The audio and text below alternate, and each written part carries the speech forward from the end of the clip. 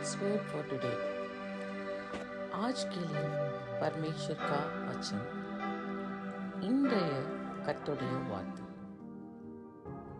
किंतु जो व्यक्ति मेरी बात सुनेगा वे सुरक्षित निवास करेगा, वे बुराई से नहीं डरेगा बल्कि सुख चैन से रहेगा।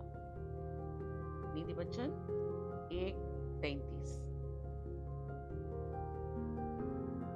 But whoever listens to me will dwell secure and will be at ease without dread of disaster.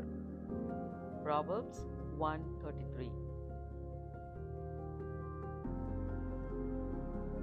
எனக்கு செவி கொடுக்கிறவன் எவனோ அவன் விக்கனமின்றி வாசம் பண்ணி ஆபத்திற்கு பயப்படாமல் அமைதியாயிருப்பான். நீதிமொழிகள் 1:33.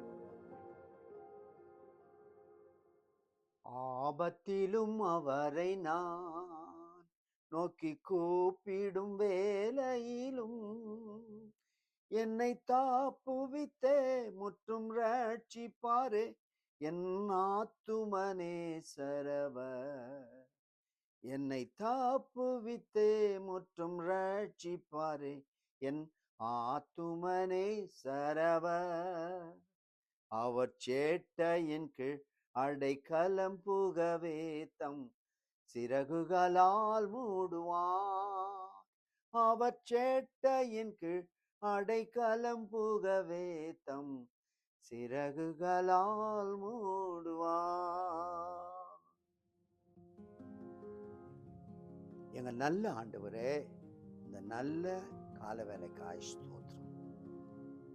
ஆண்டவரே, எப்போதும் உங்களுக்கு செவி கொடுக்கிறதா உதவி செய்யும். சத்தம் கேட்க கீழ்ப்படிய ஆபத்து நாட்கள் நேரங்களிலே பயப்படாமல் இருக்க கிருபை தாரும். இந்த நாள் मुழுவதும் பாதுகாத்து प्रभु जी, इस सुबह के वक्त के लिए हम धन्यवाद देते हैं।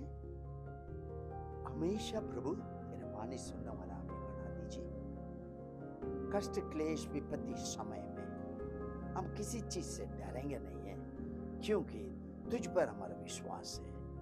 हमेशा तुझको देखते आगे बढ़ने में मदद कर। दीन पुरा तेरा अनुग्रह हर एक साथ हो जाए। प्रार्थना सुन लिया, धन्यवाद राजा। मसीह के नाम में दुआ करते सुना ग्रहण कर प्रभु, आमेन आमेन। God bless you all. Have a blessed day. Amen. Amen.